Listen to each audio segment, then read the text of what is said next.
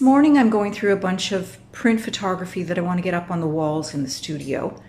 And this is the first one. It's Spirit Island in Alberta, and it's printed on metal, which gives it a really luminous quality that you don't get if you do it on stretch canvas. So it's 16 by 24, so it's a decent size image. And at the same time I had this one printed, I had a few others printed, which I will also show you. But I think Spirit Island is just so mesmerizing. It's beautiful. It's nestled in the middle of all of these mountains. Just gorgeous. You can only get there by boat, I believe. So on to our next image. This is a beautiful bull elk. We were in Banff and I was doing my best to get a picture of an elk. Where we went, there were tons of photographers with big, massive lenses, and they were all waiting for this one guy with a huge rack to come out of the woods. And it was like super busy, and the elk wasn't going to come out. He heard all these people talking, and so we decided to leave.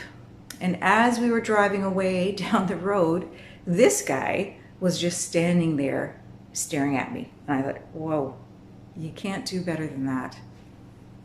And again, this one is printed on the metal, 16 by 24. That was such a great trip. The third image, and I'm sorry about the little glare, it's something to think about when you're purchasing a printed photograph. If you get it on metal, it needs to be hung in a place that doesn't have a lot of windows, because the glare is really an issue if you've got windows around. This is a sunset right outside our back door. So this was on Old Mouth Lake, which is just outside my house, about a 30-second walk. And one night the clouds just erupted in fire. It was so beautiful. Again, this is a 16 by 24 printed on metal. We get a lot of beautiful sunsets, but this one was just so spectacular. This is the last in the series that I had printed on metal. This one was taken in New Mexico, if I recall correctly. It is 20 by 24, so a little bit bigger than the last three. It was a photograph of a window in a gallery, and I liked the reflection of the proud native man standing in all his regalia against the more current images of the cars and the buildings and the shops on the street. I also find it interesting that in the bottom right-hand corner there's a reflection of a rifle. That must also have been in the gallery, but it just helps emphasize the story that this juxtaposition tells.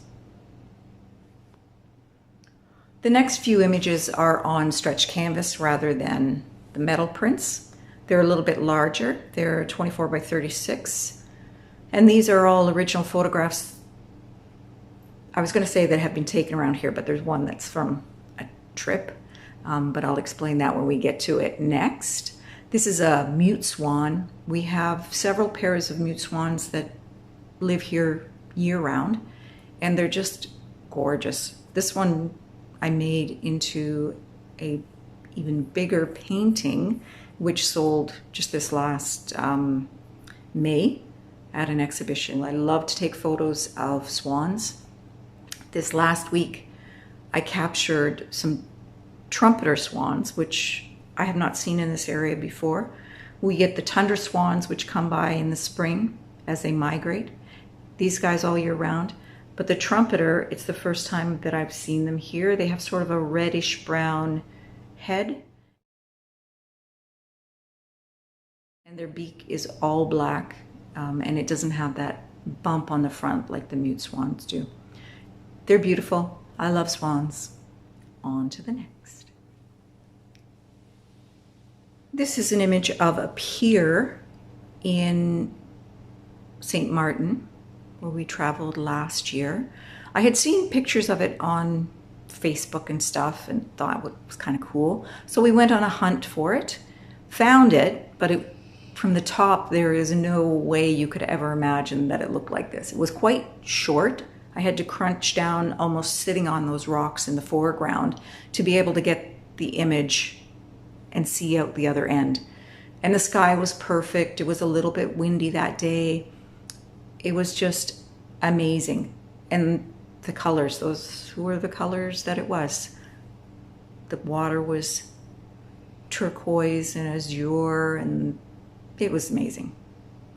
I just love going places and taking photos of really beaten up things like this, or architecture, or fences, or whatever. I'm into the rustic. So that was one of those that isn't so much just plain nature. It's got some human stamp on it from long, long ago. This is one of our beautiful, typical sunsets on Port Frank's Beach. Not that there's ever anything typical. Every night is different. But we love to get out there right at sunset and take images of whatever's happening. Sometimes there's people on the beach. Sometimes there's nothing but birds and wind. Occasionally there's a dog. But the clouds are amazing. When the clouds are there, it always makes the sunset seem a little more mystical, magical. There's nothing like a sunset to make your soul feel good. And this is the last one that I'm going to try and get out into the studio today. It's quite large. It's 24 by 36. Again, another sunset at Port Frank's Beach. And another beautiful flaming sky.